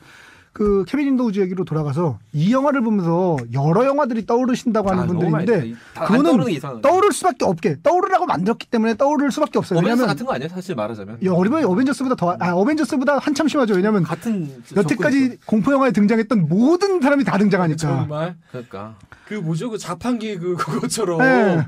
온갖 게 다 있어요. 그러니까 정말. 뽑으면 뽑는 대로 나오는 거잖아요. 공포 영화 주인공들이 쫙 자판기에 들어있고 거기서 내가 버튼을 눌러서 랜덤으로 뭐가 뽑혀 나올지 모르는 요건데 저는 이 영화를 이렇게 해석을 하고 싶어요. 공포 영화가 지금 처한 현실에 대해서 얘기했다고 생각해요. 뭐냐면 맨날 전형적인 얘기만 만들어져가지고 흥행에 실패하고 이러면서 점점 공포 영화가 찌그러지고 있는 게 지금 현 상황이거든요. 그러니까 여기서 얘기하는 일본에서도 실패했어요. 일본 영화가 사실 공포 영화가 많잖아요. 일본에서도 실패했어요. 스톡홀름에서 실패했어요. 그래서 일본 영화 공포 영화 장면 비슷한 그 여자애들이 둘러싸고 강강수월래하는 그런 장면들이 나오고 이런 것들이 지금 공포 영화의 현실에 대해서 얘기하면서 마지막에 고대신이 손바닥으로 꽝 하고 치는 장면은 말하자면 여태까지 공포 영화 문법들을 그러니까 공포 영화 문법대로 우리는 꼭 얘기를 이끌어 나가야 되는데 더 이상 이끌어 나가지 못하게 된 현실에 대해서 그래서 마지막 장면이 사실은 마지막 장면이라고 생각한 게 저는 영화가 끝난 장면이 아니고 크레딧이 마지막 장면이라고 생각해요. 뭐냐면 다른 영화하고는 되게 다르게 크레딧에 처음 올라오는 게 시거니 위버입니다. 맞아, 디렉터라고 나오죠. 디렉터 그러니까 거기선 계속 영화 내내 국장님 이렇게 해석이 나오지만 사실은 감독이라는 얘기거든요. 그게 공포 영화 촬영 현장인 거예요, 말하자면. 공포 영화 촬영 현장에 대해서 그러니까 공포 영화 촬영 현장이기 때문에 이 사람들은 주인공이 죽던 말던 괴로움을 겪던 말던 우리는 상관이 없어. 그냥 우리는 즐겁게 내기하고 즐거워하면서 술 마시고 이럴 수 있는 거거든요. 그러니까 공포 영화 촬영 현장을 바꿔놓은 그런 모습이라는 거죠. 그러니까 케빈 인더 우즈는 공포 영화로 보실 게 아니라 공포 영화 촬영 현장을 찍은 영화다라고 보시는 게 맞다고 저는 생각해요. 이 얘기를 제가 하고 싶었는데 너무 몸물 냄새가 날까봐 못했는데 아주 용감하게 얘기하는데 굉장히 사실 이게 어려운 얘기 말하자면 이제 영화 평론가들 즐겨하는 어떤 틀 안에서 이 영화를 바라보고 이런 식의 미학적인 정성일 씨가 못해서 얘기를 했는데 이 영화 거기 내가 이제 아주 좋은 얘기를 했어요. 용감하게 잘했는데 미안해요. 약간의 그 부분만 이제 이제 청취자분들께서 이 팟캐스트를 들은 사람들에게 설명을 해주자면 일본 얘기를 했는데 스웨덴도 막상막하게 공포 영화 공포 영화 많죠. 좋은 영화 많아요. 그래서 스톡홀름이 그러니까 공포 영화 그 고유명사가 나온 이유가 다 있습니다. 다 있어요. 근데 홍콩에 안 나왔을까? 공식 콩콩시가. 난 그래서 한국이 없는 거에 대해서 아쉬웠는데 한국도 공포 영화 좋은 영화 되게 잘 만든 편이거든요. 우리나라 공포 영화 유명한 영화가 없어서 그런 거예요. 그래서 그런 걸 수도 있겠죠. 공포 영화 꼭 나왔어요. 강시 영화 옛날에 영환도사 강시 별게 다 나옵니다. 아니 감독이 아까 그 처녀의 대사 대충 비슷하면 되는 거 아니냐고 했던 그 대사처럼 곳곳에 이 아까 말한 것처럼 공포 영화라는 장르 자체를 컨텐츠로 놀림거리로 다루고 있는 느낌을 많이 주는 게 처음에 영화 시작할 때 딱 보이는 게 뭐냐면 Enjoy a cup of coffee라고 나옵니다. 자판기에 있는 문구예요. 그것처럼 영화를 보라는 거예요. 띡 누르면은 머리 찌그러지는 괴물이 나오고 띡 누르면 날개 달린 뱀이 나오고 이런 식으로 거기 딱 그거에 굉장히 너무 심하다 싶을 정도로 화면에 크게 잡히고 여러 번 잡혀요. 전 이 영화가 정말 클리셰의 극단을 보여주는 게 주인공이 팬티만 입고 나와요. 첫 장면에서. 이건 정말 그 어떤 공포 영화 틴 호러의 어떤 정석이거든요. 꼭 나와야 되는 장면이죠. 이 장면이 안 나오면 나온 게 아니죠. 그러니까 그 기다렸다는 듯이 남자 배우가 그 놀려요. 참 그리고 너 팬티 안 입었다라고 얘기합니다. 그러니까 이게 이제 감독의 시선인 거죠. 놀리는 거죠. 이런 것들을. 그리고 숲속에서도 사실은 사실은 이렇게 비꼬 온다고 그래요. 비웃는다고 그래요. 처음에 할 것처럼 하다가 안 합니다. 그러니까 페로몬을 쫙 불면 갑자기 해요. 그런 장면들이나 아니면 커튼은 왜, 그러니까 그 크리스 햄스워스는 원래 얘 똑똑한 애인데 갑자기 바보가 돼야 되는 거야. 그러니까 그런 캐릭터들이 공포 영화들이 개연성이 떨어진 경우가 많이 있거든요. 얘는 원래 후어가 아니었는데 그러니까 후어라는 건 후어가 아니 호거? 하여튼 호거는 먹는 거고요. 호거는 중국식이고요. 호어죠. 신선로 같은 거고요. 하여튼 그러니까 창녀가 아닌 느낌의 애였는데 갑자기 창녀로 바뀐다든지 이렇게 개연성이 떨어지는 부분들에 대해서 비꼬고 있는 거죠. 그러니까 비치란 말은 사실은 친한 사이에서 쓰기도 하는데 호어라는 말을 정확하게 창의라는 뜻이에요. 그거는 되게 모욕적인 용어죠. 보통 비치 이런 경우는 이제 혼잣말로 내뱉기도 하고 남자한테도 심하게 경우에는 쓰는데 호어란 말은 하긴 심각한 욕이죠 사실은. 근데 여기까지 너무 멀리 왔는데 우리 오늘 잣잣을 안 했으니까 잣잣을 해보겠습니다. 잣잣 여기 영화에 2개 있어요. 2개 있어요. 맞아요. 베이나하고 홀든. 이렇게 얘기하면 영화가 이름을 기억해요. 처녀 역할을 한 애랑 홀든 학자는 잤을까 안 잤을까? 자기 힘들어요. 자기 힘들어요? 시간이 없어 시간이. 그쵸? 영화가 이게 리얼타임으로 진행되는 영화라 뭐 어. 말하자면 3일 있다가 다음 장면을 찍고 이런 영화가 아니라 정말 한정된 시간에 한정된 쭉 하는데 잘 시간이 없어요. 순식간에 잘 수는 없을까요? 안 됩니다. 반코 가능합니다. 나 진짜 너무 전문 용어를 활용하세요. 네. 팟캐스트니까. 아, 이분 참 전문 용어 참. 김은정 PD님 어떻게 생각하세요? 저는 근데 저는 이 생각을 못한 게 너무 사실은 공포에 두려움에 떨어가지고 아. 무서웠어요 이게? 그날 초반까지는 정말 심지어 초반까지도 무서웠어요. 그러니까 후반부는 안 무서웠는데 무서울 수도 있지. 정말 무서워가지고 정말 저는 그 부채를 하나 놔줬는데 부채로 이렇게 눈을 가리고 봤다니까 하도 무서워가지고. 그렇구나. 두 번째 모르시구나. 거는 내가 볼 때는 이미신 이 얘기를 하려고 그랬는데 아. 그 호월 창녀 줄리와 그러니까 금발 블론드죠. 금발머리 그 배우와 마티 예. 그러니까 덩치 큰 떡대 떡대가 아니라 떡대 그 아니죠. 대마초 바보. 대마초 피는 바보. 대마 약에 쩔어 있는 그 친구. 음. 근데 이 번역의 문제가 있는 게 번역에 치킨런이라는 사람이 번역을 했는데 내가 본 영화 야, 요새 치킨런 잘 님이 하죠. 번역을 네. 많이 하시더라고요. 내가 그러니까 이제 자세히 이렇게 대사를 다 듣지는 않으니까 봤는데 키스밖에 안 했다는 장면이 나오고 우리가 키스만 한 번 했자라고 하는데 제가 얼핏 듣기로는 키스라는 단어를 쓰지 않고 다른 단어를 네, 썼어요. 다른 단어 메이크아웃이라고 했어요. 메이크아웃. 메이크아웃. 메이크아웃. 메이드아웃. 그러니까 아니 무서웠다면서 또 그건 어떻게? 아니 그러니까. 저 소리는 잘 들어요. 저는 청력은 정말. 지금 메이크아웃 하면 찾아볼게 무슨 뜻인데 내가 볼 키스하는 때는 뜻이에요. 키스하는 뜻이 메이크아웃이. 있어요. 다음 시간부터 사운드 전문가로 비주얼 전문가에서 사운드 그리고 전문가로. 오 발음에 비해서 굉장히 어휘력이 좋아요. 메이크아웃 키스하더라는 뜻입니다. 아니, 알고 있었어요? 메이크아웃 아니요, 키스하다? 몰랐어요. 나도 몰라. 서울대 영문과 나오는데 몰랐네. 어. 이거 참. 아니 왜냐면 그거는 영문학에서는 안 쓰는 용어죠. 생활 영어니까. 생활 영어. 키스하다. 여러분 기억하세요. 메이크아웃 키스하다. 오늘 중요한 거 말이에요. 공부를 왜 해야 되는가? 이 책을 일단 사서 메이크아웃 보셔야 돼요. 아, 굉장히 줄리아고 그래서 마티는 뜻인데? 잤을까 안 잤을까? 그렇다면 안 잤네요. 메이크아웃 키스하다. 난 그래서 얘기를 하려고 했어. 나서 키스가 아니라 다른 표현을 썼는데 번역을 키스하더로 한 것 같다라고 얘기를 하려고 그랬는데 메이크아웃이 키스하더라면 치킨런 당신은 정확하게 번역한 것입니다. 김은정 PD님 어떻게 생각해요? 글쎄요. 모르겠어요. 저는 요번에 자짜는 포기. 저는 이렇게 분석합니다. 이렇게 분석해요. 어떻게 해요? 자려고 했는데 말하자면 너무 바보가 바보스럽고 순진해서 하기도 전에 해버린 거죠. 정말 진입전 사정. 그쵸. 그러니까 하려고 하는데 바보지 키스를 하고 이제 키스를 막 하면서 이제 하는 분위기인 거예요. 말하자면 침대에서 둘이 누웠다든지 뭐 소파에서 누웠다든지 이렇게 둘이 하려고 하는 분위기인데 아하. 키스만으로 벌써 해버린 거예요. Erupt before insert. 아메리칸 파이 뭐 이런 느낌으로 갑자기 분위기가. 저는 사실 하고 싶은 얘기가 있어요. 이거 해도 되나 모르겠는데. 아니 그러니까 그거는 제가 편집할 때가 일단 제 얘기 마저 하고 그다음에 하고 싶은 얘기 해주세요. 그래서 분위기로 보면은 얘가 우린 키스밖에 안 했잖아 그러니까 약간 절어요. 이거 어떻게 하나 키스밖에 못했다고 해서 절 필요는 없거든요. 근데 키스밖에 못했는데 절었다는 얘기는 키스를 하고선 하려고 그랬는데 해버린 거야. 그래서 뭐야 바보 새끼 짜증나가 돼버린 거예요 상황이. 그러면 이승훈 PD가 판단했을 때 이거 한 겁니까 안 한 겁니까? 못한 거죠. 못한 건 못한 거지만 못했다. 그냥 키스만 했다고 하고 넘어가기에는 찝찝하다는 거죠. 하려고는 했다. 아니 당연히 기준은 삽입이죠. 뭐 그건 사람마다 다를 수 있는데. 아니 그래요. 하여튼 저는 그런 상황이 있었다고 분석하는 거죠. 어떻게 생각하세요? 예리한데. 예리해요. 제가 싶은 다른 얘기. 학설 하나 내서 볼게요. 이 친구가 we just 말하자면 made at one time 뭐 이렇게 얘기했다고 쳐요. 그 다음에 이어진 대사가 but we were sometimes hot 이렇게 얘기를 합니다. 그러면서 이렇게 쓰다듬는데 제가 봤을 때는 블로우잡이라고 하죠.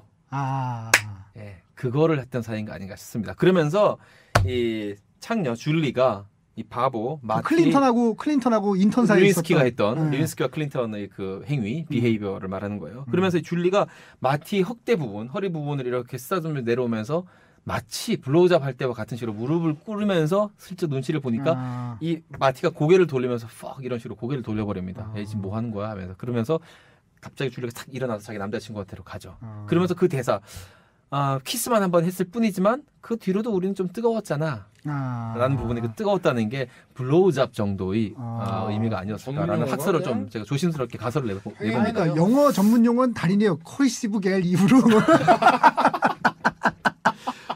그래요. 뭐 그 정도 뭐 조심스럽게 가설을 내세요. 봅니다. 전문 용어를 맡고 있다고. 저는 이제 그게 아니고 제가 설은 뭐 이런 상황이었다. 삽입점 분출. 예. 야. 그래서 바보 디테일이 취급당하고 살아있네. 헤어졌다. 왜 헤어졌을까?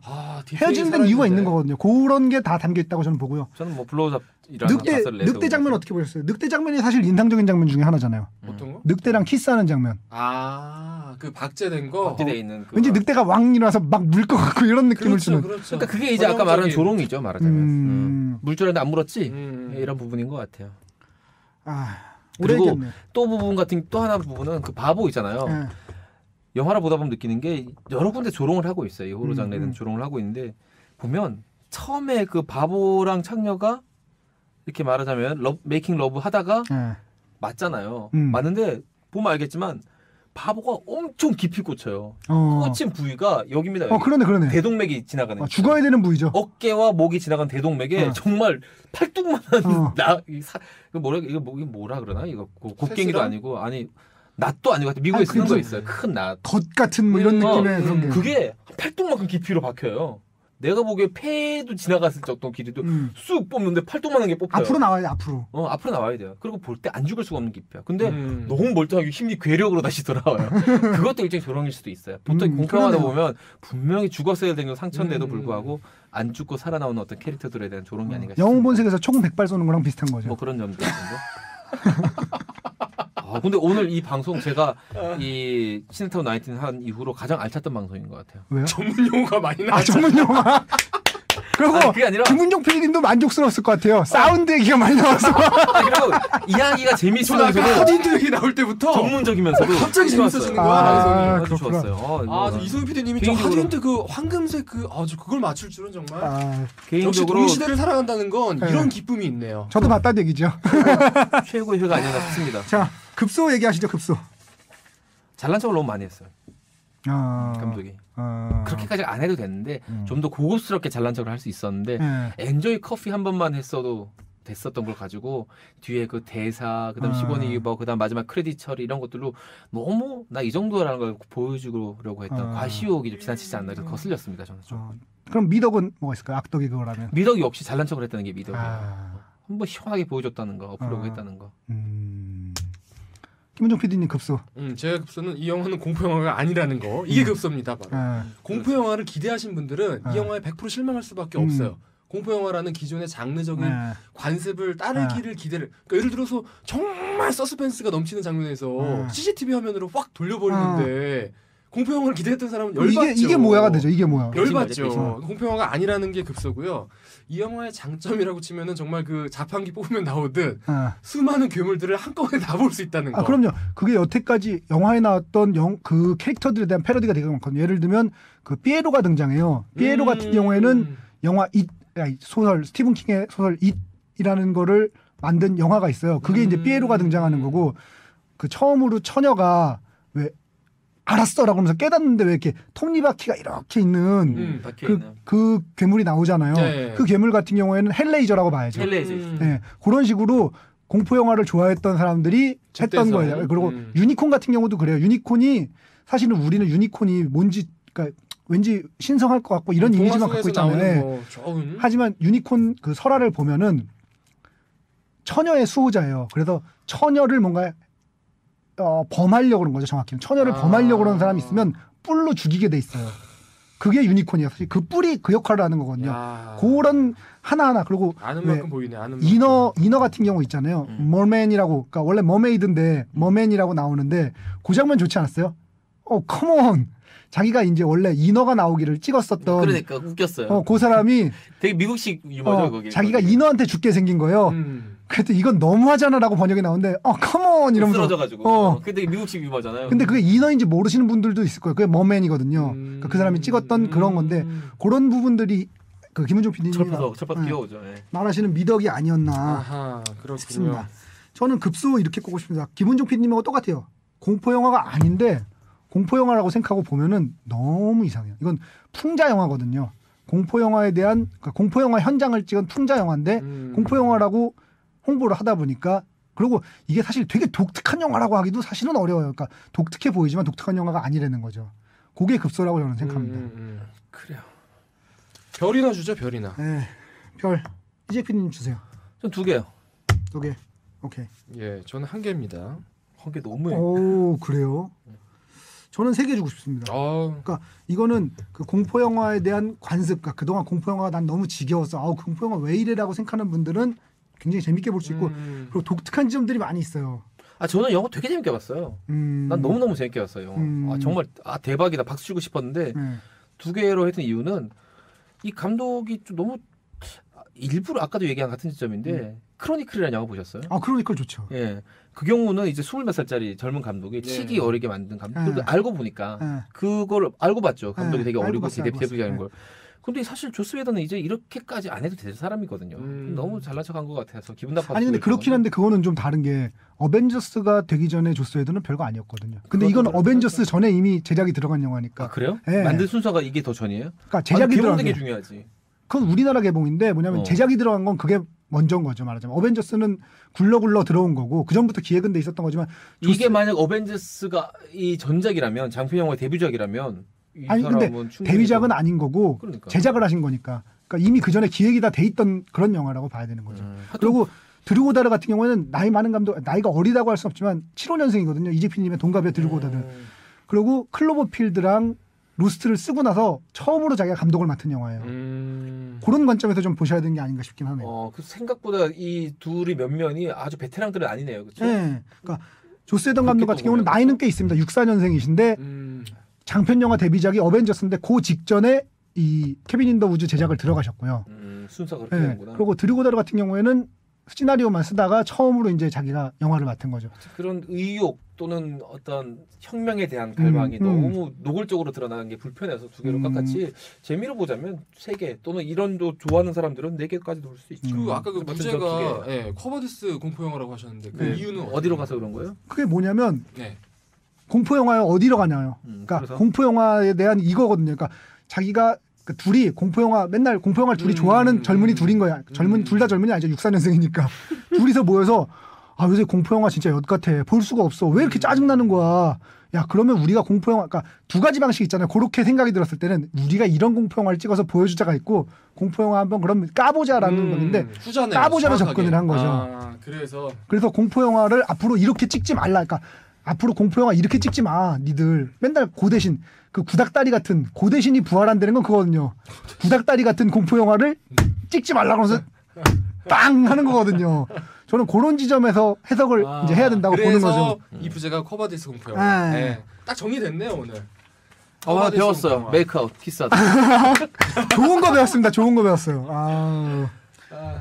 그러면 다음 주에 무슨 영화죠? 다크나이트가 그건 다다음 주에 해야 돼요. 주인가요?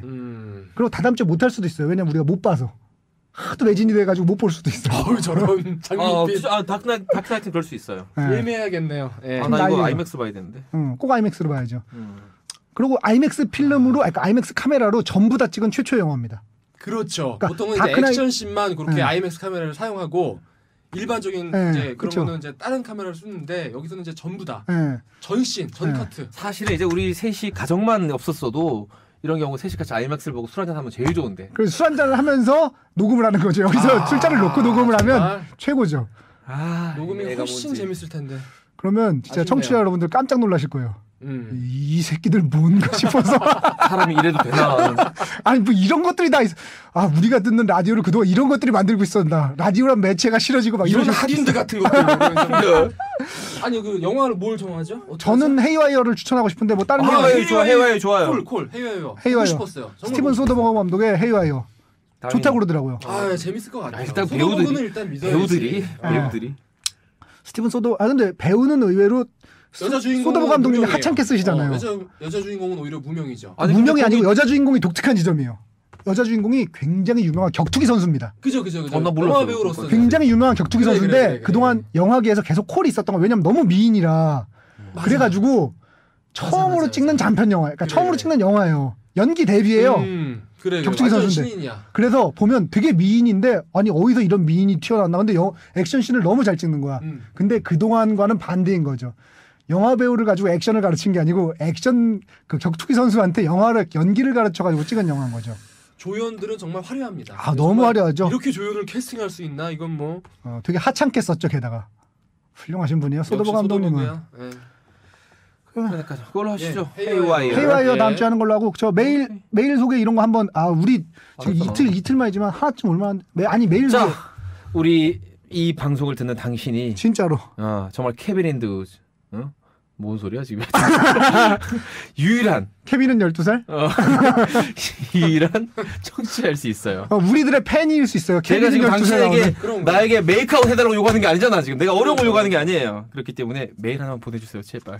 시네타운 19 골뱅이 gmail.com입니다. 네, 시네타운은 영문이고요. 19는 숫자입니다. 네, CINETOWN 19 골뱅이 gmail.com. 그리고 또 제가, 이런 말씀 드리고 싶어요. 한 번 보냈다고 이제 한 번 보냈으니까 됐다 이렇게 생각하시는데 네, 그래가지고 청취자가 몇 명이 안 되기 때문에 그러니까. 한 번 보내면 안 보내시면 안 돼요. 계속 보내주셔야 돼요. 제가 지금 여러분께 정말 사정을 드리는데 10분이 만약에 한 방송에 다른 10분이 소개가 되면은 그 다음 주에 저희가 게스트를 모십니다. 깜짝 놀랄 게스트일지도 모르고 깜짝 안 놀랄 게스트일지도 모릅니다. 아무도 몰라서 깜짝 놀랐어요. 그런 의미로 깜짝 놀랄 게스트. 아니 도대체 누구지? 우리보다 안 유명해. 그러기 쉽지 않은데. 하여튼 여태까지 내통 메일 보내주신 이희정님, 이름도 좋아. 이희정님 감사드리고요.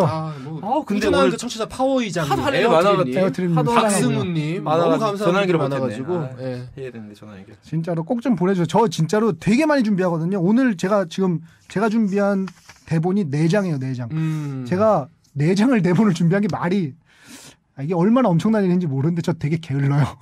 정말 여러분이 회사에서- 모르셔서 그러는데 회사에서 정말 쟤는 일만 좀 열심히 하면 좋을 텐데라는 평가를 늘 받고 있는 사람이에요. 5023 같은 분이에요. 10년째 받고 5023. 있죠. 예, 10년째. 그런 평가를 10년째 기대주. 계속 받기도 어려워요. 예. 10년째 기대주예요. 뭔가 하나 하겠죠. 예, 알겠습니다. 근데 4장이나 썼었거든요. 대단합니다. 하여간 지금 빨리 끝내고 빨리 갑시다. 우리. 빨리 가서 그리고 쉬다가 해야지. 옵시다. 예, 예. 예, 예. 하여튼 저 풍문으로 듣는 방송 간접 광고가 가능하니까 여러분 간접 광고 필요하시면 꼭 얘기해 주세요. 간접 광고가 가능한 방송, 야매 방송, 얼룩쟁이들의 애환이 깊이 담긴 방송. 오늘따라 예언이 너무 슬프네요. 시네타운 19 8회인가요? 9회인가요? 하여튼 마치 9회일 겁니다, 9회. 예. 9회 여기서 마치고요. 다음 시간은 매일 많이 소개하길 기대하면서 정말 이렇게 예. 들고 와가지고 정말 한번 다다음 시간에 다다음 시간에 게스트를 모실 수 있길 기대하면서 여기서 마치겠습니다. 여러분 감사합니다. 안녕. 안녕.